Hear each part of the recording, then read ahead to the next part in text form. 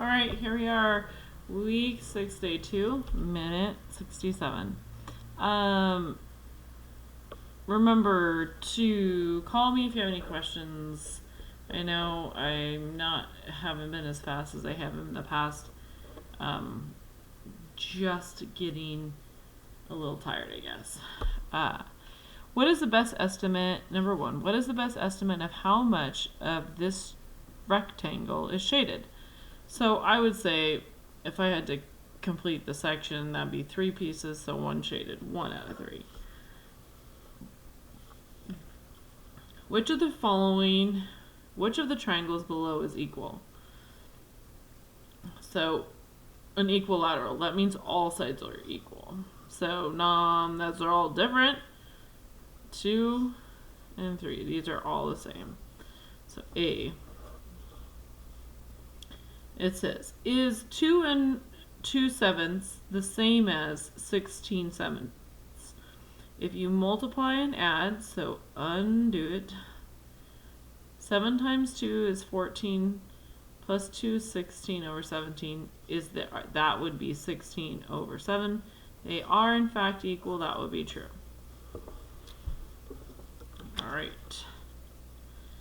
If 3/5 equals this, what does x equal? We don't know this top one, but we know what does it take to go from 5 to 40. So 5, 10, 15, 20, 25, 30, 35, 40. So 1, 2, 3, 4, 6, 7, 8 groups. So if this multiplied by 8 down here, it has to multiply by 8 up here. 3 times 8 is 24.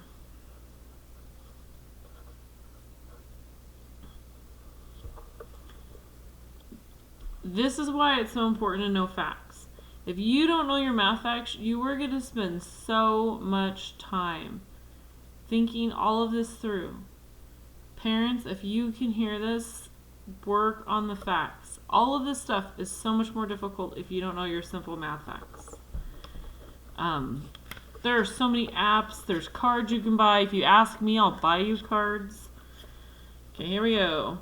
48 equals 2 times 2 times 2 times 2 times 2 times 2 times what? So 2 times 2 is 4, 4 times 2 is 8, 8 times 2 is 16. And what do we have to get? How many more groups? So if we did 3, 6 times 3 is 18, and 3 times 10 is 30. 48. So what number goes up here? 3. This is done in prime factorizations, by the way. Write as a mixed fraction. 3.75. If I was to write this as a mixed fraction or a mixed number, how many holes do we have? We have 3 holes. How much money is that? Well, 75 cents is 3. How much?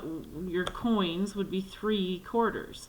So 3 quarters. How many quarters does it take to make $1? 4. How many quarters do you have for 75 cents? 3. Money is the best way to connect to these mixed numbers and fractions. All of the following equal 10 except for. Okay, so if we have 10 over 3 divided by 10 over 2, you would get 10, because this would basically be 100, and this would be 1,000. And then how many times can 100 go into 1,000? 10 times. The square root of 100 is 10, because 10 times 10 is 100.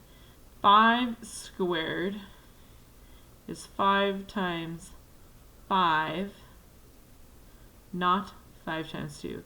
So this is 25. This is the culprit. And the absolute value, I'm going to remind you guys of this one again. If you're doing absolute value, this is, in here is the distance to 0. It doesn't matter if it's positive or negative. How far is negative 10 from 0? It is 10. The answer would be 10. So which one is not? This is the answer. It says, put these numbers in order from least to greatest. The least amount of money. Which one do you not want the most? I mean, I would not want to have owe somebody $5. Then I would rather not owe somebody $2. I would rather not be broke.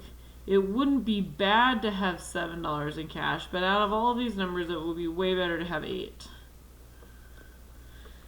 So that's how that part works. We've looked at these positive, negative numbers off and on. And I don't even know if the 7th grade group has seen anything like this. But when you're looking at this, so we have a -3 and we're adding a -3. So we, on this one, would have a total of -11. Here we have a positive, or -3 and a +8. So we would have a +5. They don't put a plus there. If you do it just for your own reason, that's fine. I just don't think that they're going to like have that as a choice on the test.